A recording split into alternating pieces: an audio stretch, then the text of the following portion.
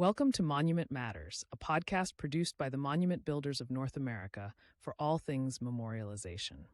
Each episode is an extension of our monthly magazine, MB News. Monument Matters invites everyone to listen and share. You'll find all of the episodes on Apple, Spotify, and YouTube. I'm your host, Mike Johns, CM, AICA, from the Johns Carabelli Company, Cimarano Monuments and Flowers in Cleveland, Ohio. I'm also a past president of the Monument Builders of North America. Today's episode is titled Tradition Doesn't Mean Standing Still.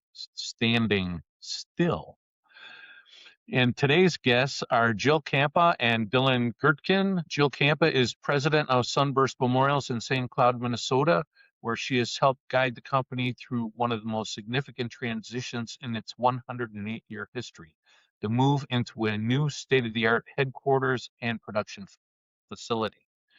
Dylan Gertkin is director of operations for Sunburst Memorials, where he plays a key role in modernizing production, improving workflow, and supporting long-term growth. Dylan and Jill, welcome to Monument Matters. Thank you, Mike, for having us. Thanks, Mike.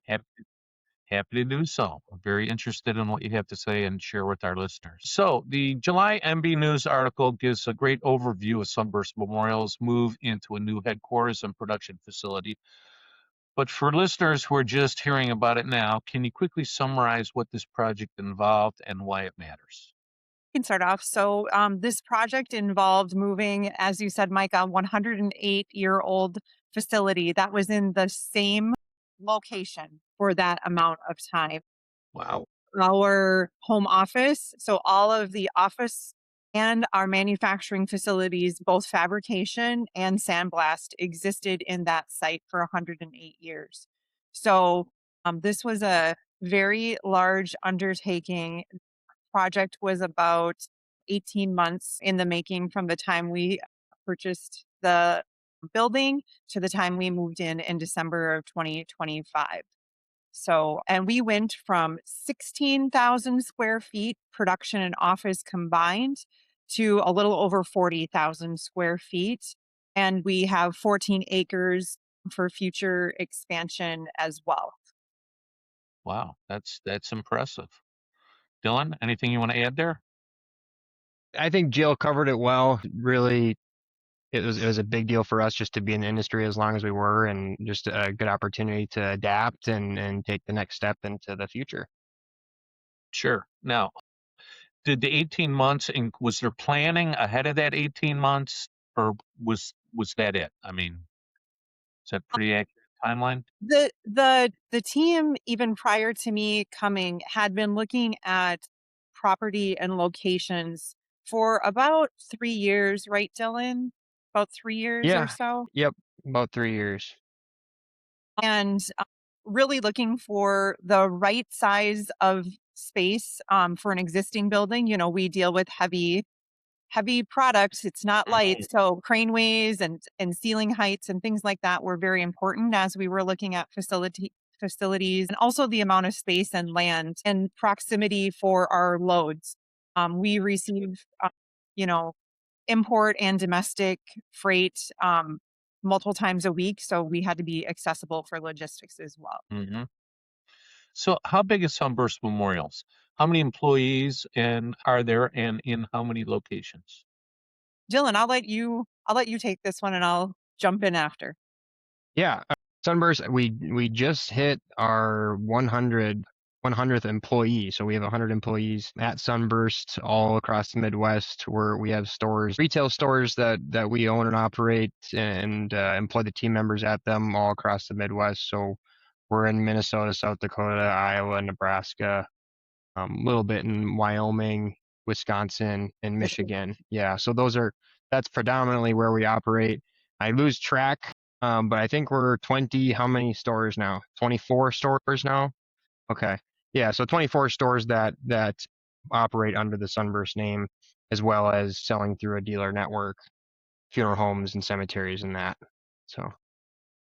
Yeah, we have about 200 wholesale dealers who, like Dylan said, are mostly funeral homes, cemeteries. And then we have some independent reps, like our kitchen table type of reps, or some of them have storefronts of their own as well. All right. Well, that puts you in a little bit of perspective for our audience for sure. So what were the first signs that your old facility was limiting growth? Um, I would say so. Our previous facility had the capacity of about 7,500 stones per year, and we were getting up around that 7,000 mark. And we knew with our long term plan obviously have 1 year, 3 year, and 10 year plans. Where we wanted to go, we really needed to look for an additional space because we were landlocked. We had made the most of that building for an amount of time. Additionally, I'll let Dylan speak to just the efficiency and the operational opportunities that were kind of hindering us from a productivity and Can you capacity guys hear me? You're standpoint as frozen. well. But really, square footage and growth. And also, I will say, supporting our culture. Culture is very important to us at Sunburst. And we were not able to all be under one roof. People were having to work remotely or share desks or hybrid or things like that. And our culture really is thrives when people are in the office together, working together and celebrating together. So we were looking forward to a space that did that as well to help support that. We had to store all of our stone outside. So we had stone everywhere inside the plant that we could, but storing stone outside in Minnesota means you have to shovel it out. You have to Dylan's trying to call in here. Um, you have to shovel the stone off. You have to let it thaw and warm up before you can even apply the stencil for it to go through sandblast. So it was really inhibiting what we could do from a production and capability standpoint. So Right. I mean, it's problematic enough in the winter in Cleveland. right. I can only imagine Minnesota when winter is like 11 months long, right? All right. Well, hopefully we're going to get Dylan back. But in the meantime, I hope that Jill, you're ready and able to answer the next question, which is to get a little bit of an explanation in terms of what lean manufacturing is and what it looks like in a monument shop. Sure. Dylan definitely is our subject matter expert on lean manufacturing. But lean manufacturing actually came from Toyota back in, I don't know if it was the 40s, 50s, I want to say, in terms of how they went to market in their plants and facilities and looking for waste throughout in order to help productivity, help the quality of product, provide value to the customer.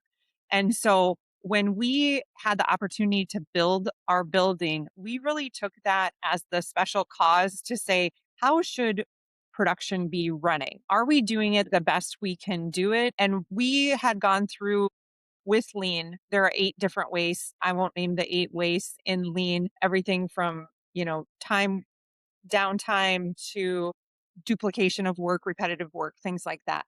But through that process, we had what are called Kaizen events, which are a week long event in which we look at a specific cell in manufacturing, whether that's, let's say, stencil application at the beginning of the line, or even in painting and litho.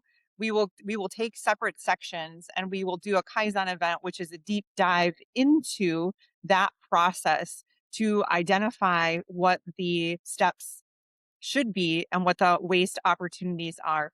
And Dylan is back just in time to cover Yes, to cover Dylan's lean. here to save Jill's bacon. Okay, I'll try. Was Yes. So doing a semi decent job of lean, but the lean expert is now back on the phone. And I was yes. just explaining it came from Toyota. There are 8 different ways. There are Kaizen events and we've done a number of them, but take it away, Dylan. Yeah. So I kind of really high level the way I explain lean to people who are maybe have never heard of it. The purpose of it is maximizing the value to the customer by eliminating waste. So, right, what are customers willing to pay for, and what are they not? And the things that they're not willing to pay for are the waste. They're not willing to pay for you to, the salary that you pay employees to drive around searching for inventory. Customers don't want to pay for that. And all that gives you an idea. And so the pillars of lean that support that whole premise is the respect for people and continuous improvement. So continuous improvement, constantly challenging the status quo, finding ways to make things better at all times, and never really settling for the process as it is. And then the respect for people is really is self-explanatory, but really empowering team members to be a part of that improvement, working with our frontline team members, and really leaning on them, no pun intended, to be a part of the process change and provide insight, because they're the subject matter experts. So, and really the first step for us, because we haven't done this forever, it was relatively new to us a few years ago, is just starts with educating people, explaining what I just went over on a much deeper level, and getting people trained up on what is lean, why does it matter, why does it matter to you as an employee owner, and what does it do for our families or customers. And so, Hmm. how does that look for us, and how do we utilize that? We do a couple different things. There's all kinds of tools within Lean. A couple of them are Kaizen events, value stream mapping, 5S, different ideologies within Kaizen that help you sort of put that whole concept into action. Monument shops are kind of a hard place to do Lean or imagine doing Lean, because we're not mass production, right? Everybody in this industry knows we're not making tens of thousands of brake pads that are all the same. Every job is unique. And so we're more like a job shop, right? High mix, low volume.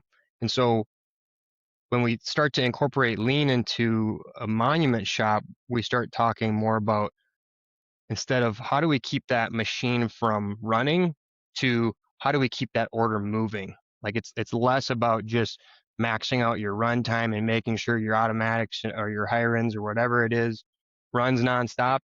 What matters is that the orders don't stop and we keep them Right. moving, reducing WIP, the work in process, standardizing processes, building in quality from the start, not catching those errors at the end, taking the time up front to make things right the first time. So sort of a long-winded answer, because Lean is a pretty deep thing, but It that's sounds really like. how it gets folded into our business and our industry.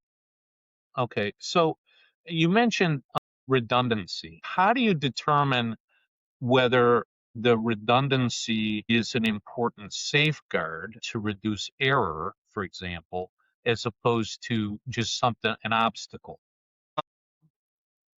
So are you talking about redundancy from a machinery standpoint? Well, I mean, maybe in process, you know, uh, record here, record there, double check that, I don't know. Hmm. I feel like there's a lot of places, at least in our business, where we may do something in 3 or 4 different places to make sure that if one area, there's a breakdown Yeah. here, it's caught there. Yeah. No. Yeah. So, yeah. And I kind of refer to that as built-in quality. And so every step of the process, team members are asked to look for certain things. We have everybody initial off on our work order that's going to touch the work order. And it may be in a traditional smaller scale monument shop, which most of our acquisitions come from. It's Uh-huh. it's dad or a son, or somebody who's working on an order from start to finish. Well, when we try to scale up, and instead of doing a couple hundred orders a year, do 7,000, 8,000, 10,000 orders a year, we have to start adding more people into that production process. And some of them never thought about monuments before the day they worked here, right? So you don't have that same visibility or control. And so, yes, redundancy, and everybody's checking for the same things, or sometimes different things, but they're checking at every step of the process. Just that way, as everybody knows, by the time it's carved, it's too late, Right. and that's where the money is lost. Sure. All right. So that brings us to what I'm curious to find out about. What led up to Sunburst becoming employee owned? How did that happen? Sure. So Sunburst is actually also known as Monumental Sales or MSI in the industry. That's kind of we DBA, and our consumer facing brand is Sunburst. But Monumental Sales is underneath Skippy Companies, which is our parent company. And think of that as the holding company, but it's not a holding company or private equity.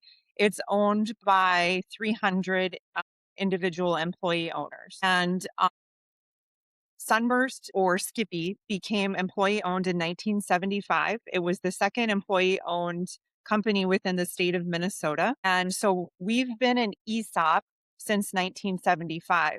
We became 100% employee owned in 2000. So it's only been about 12 years that we've had full ownership by the team members. Before that, there were some families and some majority share people who then, back in 2014, sold all of their shares and made it 100% employee owned. And so that's the history of kind of how we became an ESOP. And Sunburst, before coming into the Skippy families, was family owned up until the 90s by the Schneider family, who then sold to the Skippy companies and folded into that family. Okay. So we know how long Sunburst has been employee owned, but how did the employee ownership change the planning process? And Dylan, you can please chime in too, but I think it makes our culture and our process very unique. And I'll even speak to the project of the building. Employee owners were involved probably more than what a typical building project would be, in a small group of managers or project team working with a general contractor. Our employees were involved in critical points throughout, everything from machine selection actually to this building selection, to the site location, to the furniture we picked, to the layout and the plant. Dylan and his team were working on, and the production team were working on laying out that plant months in advance to make sure that the team members had a voice at the table, and that we were balancing being cost effective and cost conscious with providing the best product and providing the best experience to our team members internally when they came to work every day. That this is a place they want to come to and be at each day. And a culture fostered by employee ownership is very unique and very special. And we try to definitely protect that by making sure employee owners have a voice and a seat at the table whenever possible. Right. It takes an awful lot of paper to put all those names on a product, right? Say my name's on the building, right? I'm signing every job that goes out the door. It's a whole lot different when there's so many people signing the work, right? Very interesting. So, what feedback from employees has had the biggest impact on the final facility? Sure. Yeah, as all along the whole process, as Jill mentioned, we tried to engage the team as much as possible through, and lean was a good way to engage them, because it's the premise of it is involving your team along the way. But there's just so many little things that you don't think about when you're designing a new facility, that if you make those decisions in a vacuum, and you don't bring them along, you'll end up creating something that everybody hates. And so just little, I mean, seemingly little things, but they're actually really big things for team members, like the workstation setups, like what do you want your workbench to look like, and what are the ergonomics of your workstation? Do you have a lift table there? Is there a workbench there? What do you use to house your tools? Where should we have hoists? What should the conveyor height be? Should we add a powered conveyor here? Just all types of things, that the small details that make a big difference for an individual who's going to spend 8-10 hours a day in that area. And it's really easy for someone in management or a business owner just to do it the way they want, versus maybe a frontline team member. So we use them to reimagine the entire flow, down to where we place machines and pallet racking even. So Okay, interesting. I think it gives you an opportunity, as you said, one or two minds, okay. But all this input, I'm sure it was a challenge at sometimes to sift through. But at the end of the day, you have the opportunity for somebody or many people to be thinking outside that traditional box, right? Yeah, and you can't do it by consensus, right? There you get so many opinions in a room and half the guys want it this way and half the folks want it that way. But at least you ask them, Right. and whether or not it was something that we were able to make happen for them, at least they felt like they were a part of the process. And that process also, when you have different opinions at the table, helps give perspective on like, this may be a value add to production, but how is it affecting design? Or how does it affect customer service? So they get different perspectives when multiple people come to the table with opinions. And they also understand sometimes a little bit better the position some maybe like Dylan or myself are in trying to facilitate like, what should we do? Because we've got this opportunity from this group, we've got this idea from this group. How do we bring this together in a harmonious, cost conscious, culture centric type of way? So we have to consider all of those things, and sometimes they get a little sneak peek under the table of what those discussions look like. Sure. When it reminds me of when I was first becoming production manager for our small company, and I would ask my dad's opinion. How would you do this or how would you do that? And he would tell me, and sometimes I would listen, and sometimes I would do something different. And he would say to me, "Well, Mike, why did you ask me if you're not going to do what I told you?" And I said, "Well, Dad, I need some feedback so I can, manage what I'm thinking based on your experience as well. So maybe it's a blend of what I'm thinking and what you're thinking, or maybe I'm just going to defer to you, but it's not always just going to be blindly, this is the way you should do it. Okay, thank you."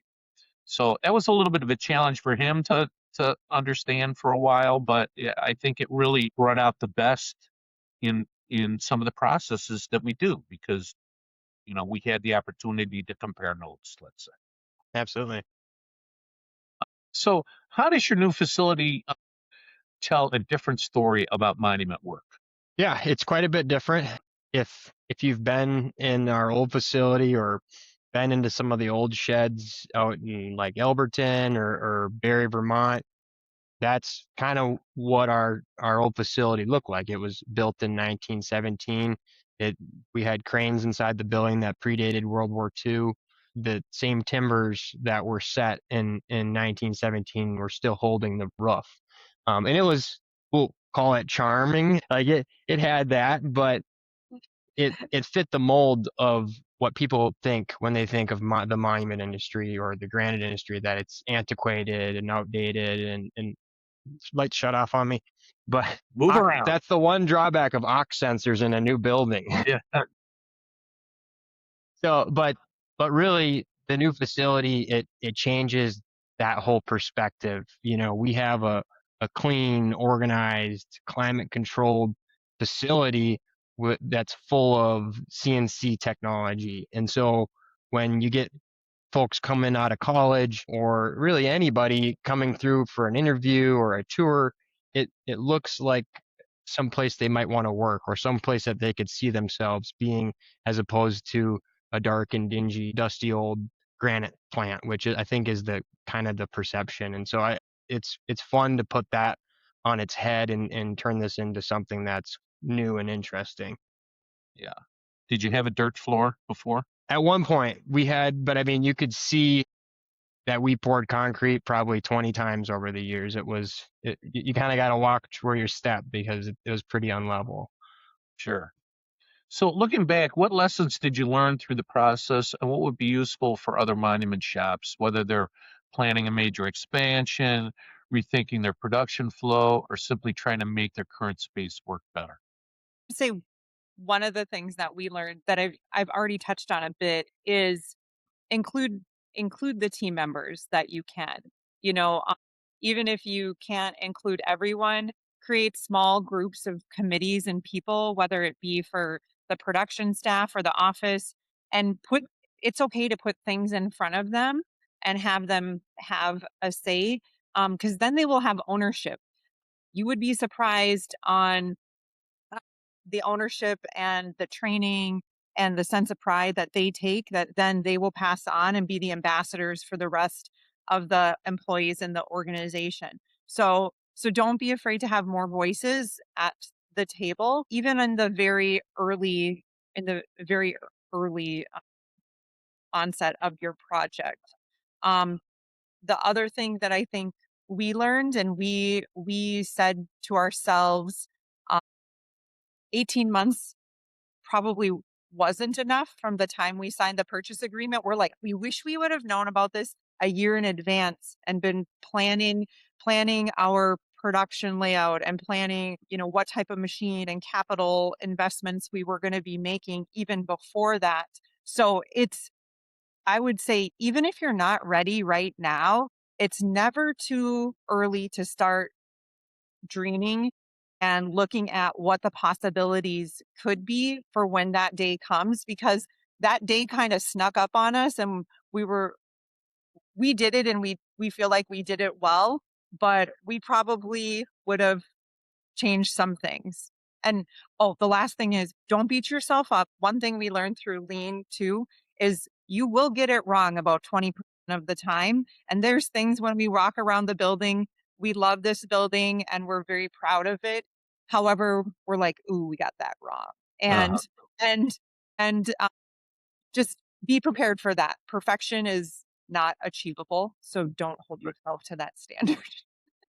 yes, aspire is one thing, but you may Yeah, not get there. Sure. right. And I think that, maybe for folks that are, kind of stuck in the my way or the highway kind of thinking, right?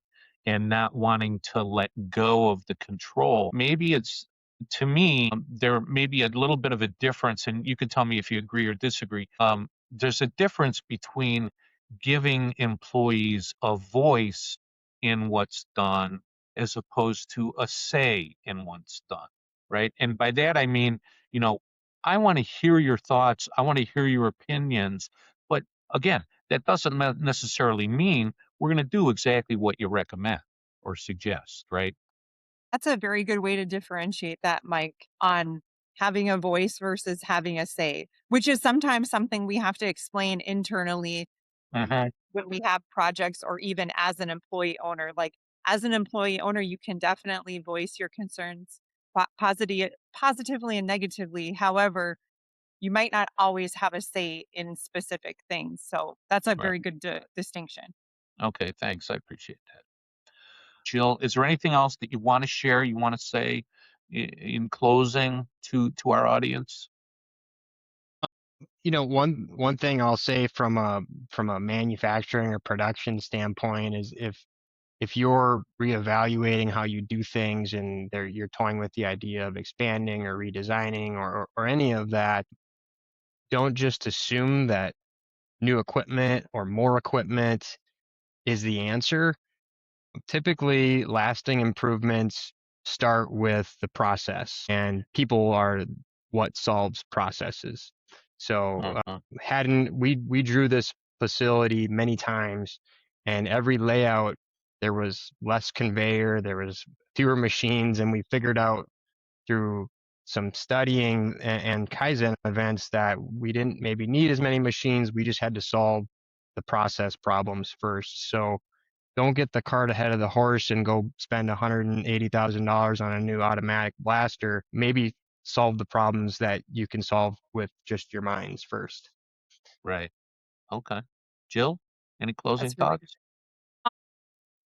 I would say, just kind of going back to having a plan and a vision, and it may not involve a new facility, or, to Dylan's point, a new piece of equipment, but I think our industry is hungry to continue to innovate and rethink what an end monument to a family looks like, what the process looks like, even what the customer experience looks like.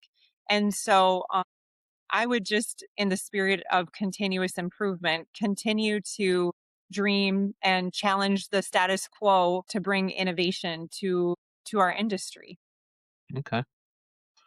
All right. Well, with that, I'd like to thank our guests from today, Jill Campa and Dylan Gertkin from Sunburst Memorials. The July issue of MB News is the issue which features an article about their new facility. The July issue also has information about the 2027 Monument Industry Show in Mobile, Alabama, including details of exhibiting. Exhibitor registration is open. I encourage you to read this issue, and if you have a topic you'd like to have covered in a future podcast, please leave a comment on the site here. So thank you for listening to today's installment of Monument Matters. Again, MBNA invites you to stay connected through Facebook and LinkedIn, or visit us at www.monumentbuilders.org for upcoming events and webinars. For MBNA and Monument Matters, I'm Michael Johns. Thank you for taking time out of your day to listen in. If you found today's content worthwhile, please share the link with a friend. For comments and feedback, we'd love to hear from you, so please drop a note to info@monumentbuilders.org. That's all for now. Thanks, and have a great day. Thanks, Thank Mike. you.